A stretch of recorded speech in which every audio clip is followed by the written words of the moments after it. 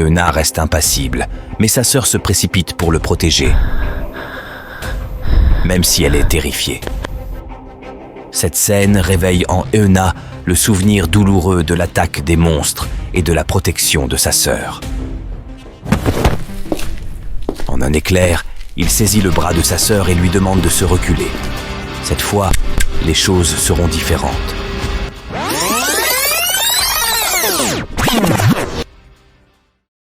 Notre protagoniste était réellement revenu dans le passé. Mais voilà le hic. Même s'il se souvient de tout, il n'est maintenant qu'un nourrisson et cela le tracasse profondément car il ne peut accomplir que des actions basiques comme manger, dormir et vous savez quoi. Cependant, il y a une nouveauté. Il peut désormais se retourner tout seul. À ses côtés, une jeune fille pleine d'énergie l'encourage, sa grande sœur Euna, qui a 4 ans de plus que lui. Les souvenirs d'Euna à propos de sa sœur sont plus flous que ceux de ses parents. Toutefois, il n'oublie pas le jour où elle l'a protégé lors de l'attaque dévastatrice des monstres qui a tragiquement touché leur famille. Et voilà, le moment que l'on attendait. Notre héros réussit finalement à se retourner sous les acclamations chaleureuses de sa sœur. Hihi, trop trognon. Qui c'est le petit bout de chou de Nona? C'est toi mon bébé, dis-le. Il est indéniable qu'elle l'adore. Le temps continue de s'écouler et voilà qu'à 9 mois, Euna commence à méditer, une lueur mystérieuse émanant de lui. Cette lumière est du mana, une énergie présente partout, même dans l'air, bien qu'en petite quantité. Euna se souvient qu'avant son voyage dans le passé, il n'avait pas beaucoup de mana en lui, ce qui le frustrait. Alors de temps en temps, il rassemble cette énergie jusqu'à la limite que son corps peut supporter. Et c'est là qu'il fait une découverte étonnante. Sa sœur possède une quantité incroyable de mana. Qu'est-ce que tu fais mon Euna? Tu veux que Nona te porte, c'est ça, hein? Trop mignon, viens là. Mais attention, une trop grande quantité de mana peut être nocive pour la santé. Ce qui incite Euna à penser qu'il doit lui apprendre à le maîtriser avant que cela ne devienne un problème. Youpi mon bébé, allez marche, marche. On avance dans le temps et voilà qu'à 4 ans, notre protagoniste a appris à marcher et à parler. Il passe désormais plus de temps dehors, toujours avec sa sœur. Apparemment, Euna est très populaire, contrairement à Euna. Une petite fille essaie de le taquiner, suggérant qu'il n'aurait pas dû venir. Euna lui donne un surnom taquin, Mine Joufflue, ce qui énerve davantage la petite fille. Son nom est Kim Minji. Euna persévère dans ses taquineries, et cela irrite encore plus la fillette. Les autres enfants veulent jouer au jeu des gendarmes et voleurs, car ils sont nombreux. Mais dans la tête d'Euna, une question se pose. Pourquoi jouer à des jeux d'enfants quand il a 32 ans plus 4 ans? Malgré tout, il ne peut résister à la joie de sa sœur qui veut lui apprendre à jouer. Le soleil commence à se coucher, et sur le chemin du retour, Euna réalise qu'il est tout sale, ce qui fait rire sa sœur.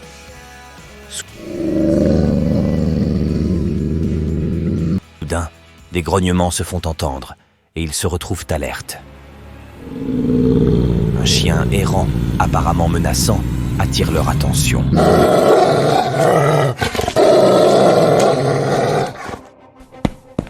Euna reste impassible, mais sa sœur se précipite pour le protéger, même si elle est terrifiée. Cette scène réveille en Euna le souvenir douloureux de l'attaque des monstres et de la protection de sa sœur. En un éclair, il saisit le bras de sa sœur et lui demande de se reculer. Cette fois, les choses seront différentes.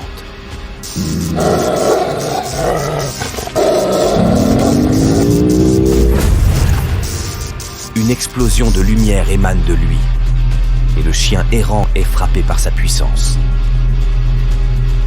D'un ton calme mais menaçant, Euna lui donne un ordre. « Dégage !» Le chien s'enfuit la queue entre les jambes. Euna retrouve son calme. Sa sœur lui demande ce que c'était à l'instant.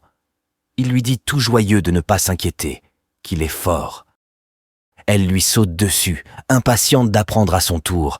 Elle veut faire pareil. Elle insiste tellement, et Euna, tout gênée, décidait de lui apprendre. De toute façon, c'était son intention de base. Sa sœur est vraiment contente de cela. Les deux enfants courent ensuite pour rentrer chez eux, sachant que leur mère s'inquiétera s'ils tardent trop. La joie de sa sœur réchauffe le cœur d'Euna, et il se souvient qu'il a toujours voulu protéger ce sourire. Il sait qu'il doit tout faire pour changer le futur, surtout pour éviter l'incident tragique qui a frappé sa famille lorsqu'il avait 6 ans. Cette situation ne doit pas se reproduire. Je dois l'en empêcher. Il le faut, quel que soit le prix. De retour à la maison, on peut observer une toupie qui brille de manière inhabituelle. En fait, il s'agit d'une session d'entraînement de la sœur d'Euna pour maîtriser le mana. Elle essaie d'envoyer de l'énergie sur la toupie pour la faire tourner, suivant les instructions de son frère. Apparemment, elle n'est pas encore très douée pour cela. Notre protagoniste se dit que, d'une certaine manière, le monde est équilibré. Sa sœur est née avec une incroyable réserve de mana, mais elle a du mal à le contrôler. Elle affirme avec détermination qu'elle y arrivera, qu'elle fera tourner la toupie comme il faut. Soudain, elle se met à briller et envoie du mana sur la toupie, qui se met à tourbillonner dans tous les sens. Euna réalise, tout en sueur, que l'enseignement sera un processus long. Chers téléspectateurs, j'espère que vous n'avez pas oublié quel jour nous sommes. La famille se réunit joyeusement devant la télévision. La mère d'Euna lui rappelle qu'il va bientôt avoir 6 ans et qu'il ira à l'école maternelle. Notre protagoniste n'en a vraiment pas envie, mais sa mère lui rappelle qu'il avait promis d'y aller à l'âge de 6 ans. L'idée de se retrouver avec des enfants qui ne font que crier et pleurer le rend déjà malade.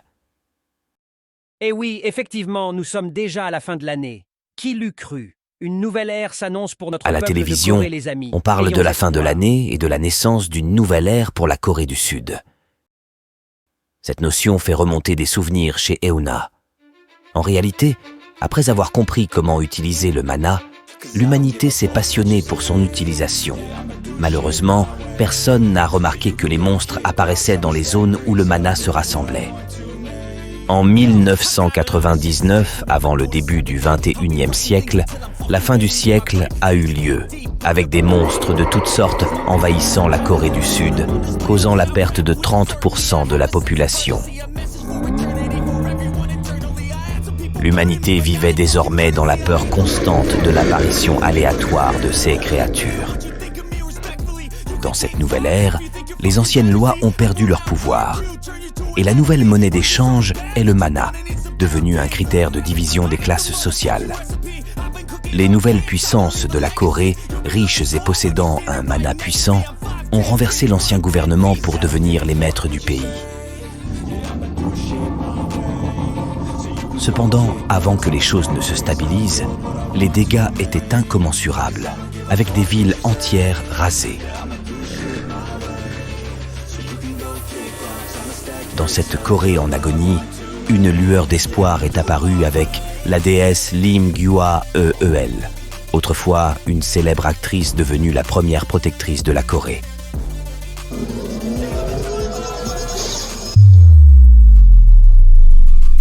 Elle possède le don de la grâce blanche qui lui permet de disperser le mana, empêchant ainsi son accumulation. À l'écran de la télévision, 12 silhouettes se tiennent fièrement, les 12 souverains qui deviendront les gardiens de la Corée. À ce qu'il paraît, ces joueurs sont gérés par le bureau de gestion du mana, mais ce ne sont que des informations sur papier. La réalité est tout autre. La plupart des puissants joueurs sont formés en clans. C'était l'idée de Lim Gwa-eul de rassembler les meilleurs joueurs pour créer les 12 souverains, car elle ne pouvait pas tout faire seule. Ils avaient l'avantage de pouvoir profiter de la puissance du bureau de gestion du mana et de leur clan pour développer leur puissance et contrôler les autres joueurs. La protectrice exprime ses attentes envers les 12 souverains. puis dirige ses mains vers une boule lumineuse, récitant une incantation magique. Ô Dieu du paradis et de la terre, s'il vous plaît, donnez-nous la force de protéger ce pays. Soudain, la boule s'illumine intensément, puis explose, illuminant toute la ville en direct à la télévision. La sœur de notre protagoniste est impatiente de voir cela en personne, et Euna la suit sur le balcon. Elle est captivée par le ciel qui scintille de 1000 feux, avec des étoiles qui brillent de toutes parts.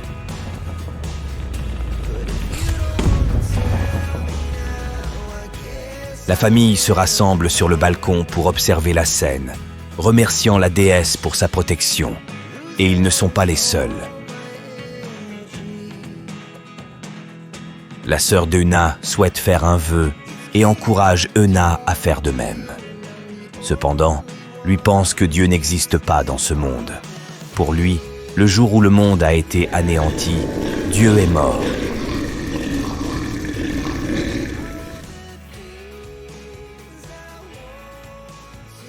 Il regarde sa sœur en train de prier et décide qu'au moins dans cette vie, il veut vivre heureux avec sa famille. Bon, ok, ce ne sera pas si mal après tout, tentons le coup. Pourtant, quelque chose de monstrueux se trame dans l'ombre de l'univers, et le jour où notre protagoniste perdra sa famille approche à grands pas.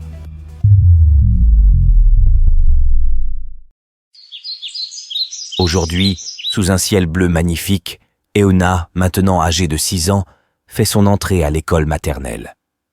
L'enseignant est ravi et demande à toute la classe de se calmer, car ils auront un nouvel invité aujourd'hui.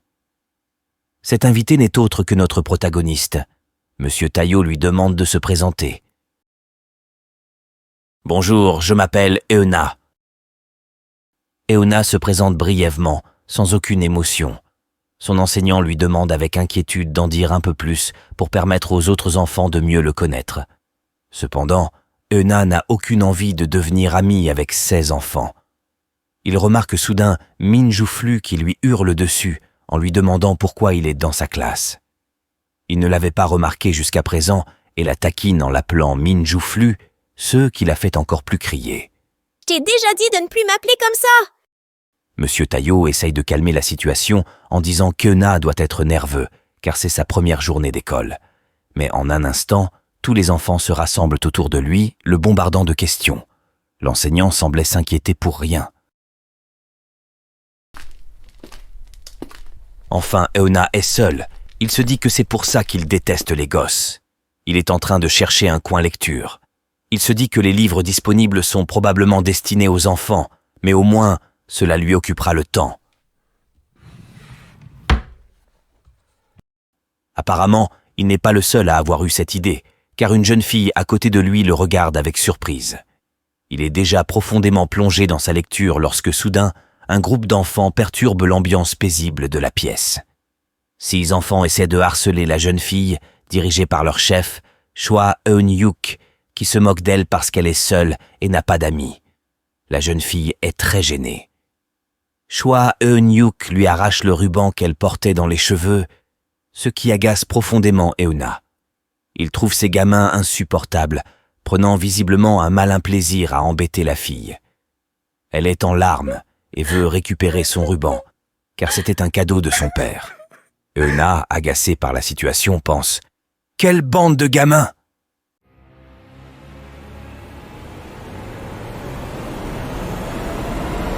Le chef du groupe se met en colère et lui demande ce qu'il a dit. Euna se lève et se répète, demandant au chef s'il trouve amusant de menacer une gamine. Le petit tente de frapper Euna, mais ce dernier esquive habilement et fait valser le garçon tout en récupérant le ruban d'une manière impressionnante.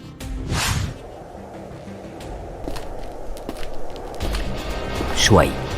Eun-yuk est toujours en train de tomber tandis que Na redonne le ruban à la fille, lui disant de ne plus le perdre, avec une aura charismatique. « Tiens, et ne le perds pas la prochaine fois. » Le jeune voyou au sol hurle que ce n'est pas fini, ce qui étonne Euna, car il n'aurait jamais pensé entendre cela sortir de la bouche d'un enfant de 6 ans. D'un air menaçant, Euna se retourne et tous les enfants commencent à s'enfuir.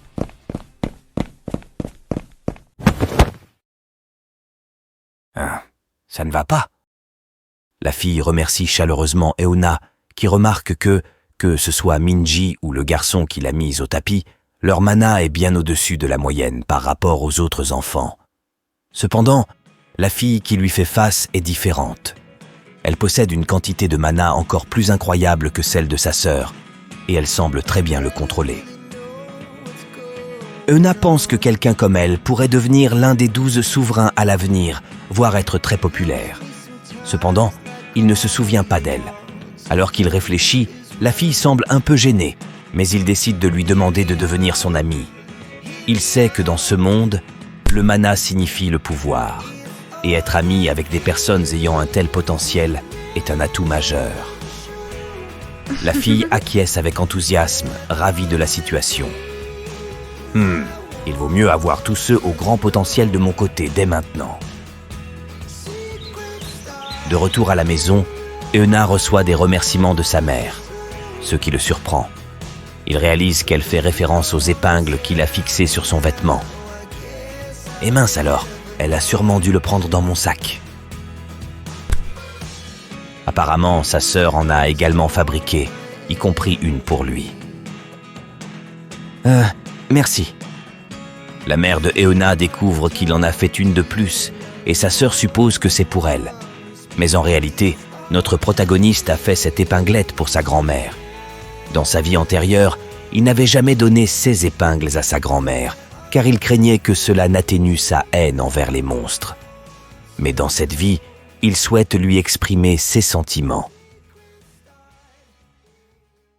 À la télévision, une annonce se fait entendre. Le gouvernement a décidé de rouvrir les routes qui étaient fermées afin de permettre aux citoyens de retrouver leurs proches pendant le mois des familles. Euna se souvient que, pour se protéger des monstres lors de ces déplacements, le gouvernement avait fait appel à de nombreux joueurs. Cependant, à cause d'un monstre géant apparu soudainement, le Kraken, sa famille, avait perdu la vie en se rendant chez leur grand-mère. Le père de notre protagoniste annonce que les vacances commencent demain et propose de rendre visite à leur grand-mère. Cette nouvelle surprend Euna, car il ne pensait pas que le moment était déjà arrivé.